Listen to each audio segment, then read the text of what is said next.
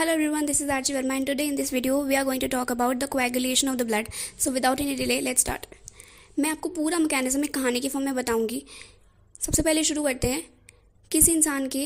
हाथ में चोट लग गई है तो जो भी इंजरी का रीजन होगा उसके आसपास में जितने भी सेल्स होंगे वो कुछ ना कुछ फैक्टर्स रिलीज़ करेंगे और ये जो फैक्टर्स होंगे वो कहीं ना कहीं जा करके प्लेटलेट्स को प्रमोट करेंगे कि वो कुछ सर्टेन फैक्टर्स रिलीज़ करें जो कि कोएगुलेशन के मैकेनिज्म को आगे बढ़ाए. लेकिन ये सर्टेन फैक्टर्स का नाम एनसीईआरटी में मेंशन नहीं है तो आपको भी इसके बारे में स्ट्रेस लेने की ज़रूरत नहीं है. ये जो प्लेटलेट्स के सेल्स हैं जो सर्टेन फैक्टर्स रिलीज़ करेंगे वो कहीं ना कहीं एक प्रॉपर कैस्केड या फिर बोल सकते हैं एक सीरीज़ ऑफ मैकेनिज्म शुरू करेंगे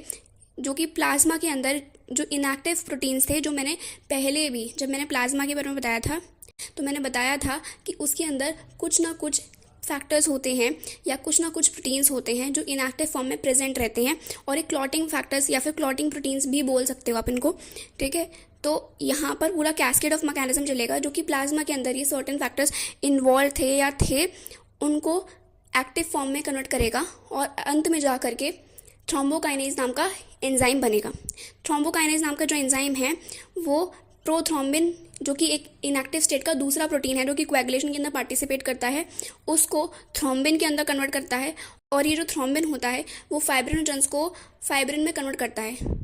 अब ये थोड़ा रिकॉल करो कि जो फाइब्रिनोजेंस थे वो भी प्लाज्मा के अंदर पड़े हुए थे. जो मैंने बताया था ना कि 3 तरीके के प्रोटीन्स मेनली प्लाज्मा के अंदर प्रेजेंट थे, एक फाइब्रिनोजन, एक ग्लोबुलिन, एक एल्ब्यूमिन. तो उसमें वो जो फाइब्रिनोजन था वो अब फाइब्रिन में कन्वर्ट होगा और फाइब्रिन्स जा करके उस इंजरी रीजन में लग जाएंगे और उनके बीच में डेड सेल्स जो हैं वो जा करके लग जाएंगे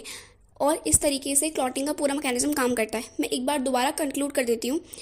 सबसे पहले जहाँ पे इंजरी हुई है वहाँ के सेल्स कुछ फैक्टर्स रिलीज़ करेंगे जो कि अल्टीमेटली प्रमोट करेगा प्लेटलेट्स को कि वो कुछ फैक्टर्स रिलीज़ करें ताकि जो प्लाज्मा के अंदर इनएक्टिव फॉर्म में प्रोटीन्स पड़े हैं जो कि कोएगुलेशन के लिए काम करने वाले हैं या फिर क्लॉटिंग के लिए काम करने वाले हैं उनको इनएक्टिव फॉर्म से एक्टिव फॉर्म में कन्वर्ट किया जाए और वो एक्टिव फॉर्म में जब कन्वर्ट हो जाएंगे तो पूरा एक कैस्केड मैकेनिज्म चलेगा यानी कि सीरीज ऑफ मैकेनिज्म चलेगा जिसकी वजह से अंत में थ्रोम्बोकाइनेज बनेगा. ये थ्रोम्बोकाइनेज प्रोथ्रोम्बिन को थ्रोम्बिन में कन्वर्ट करता है और ये प्रोथ्रोम्बिन ब्लड प्लाज्मा में पहले से ही इनएक्टिव फॉर्म में प्रेजेंट होता है और थ्रोम्बोकाइनेज उसको इनएक्टिव से एक्टिव फॉर्म में या फिर थ्रोम्बिन में कन्वर्ट कर देता है और ये थ्रोम्बिन फिर जा करके फाइब्रिनोजेंस पे लगेगा जो कि फाइब्रिन्स बनेंगे और फाइब्रिन्स जा करके उस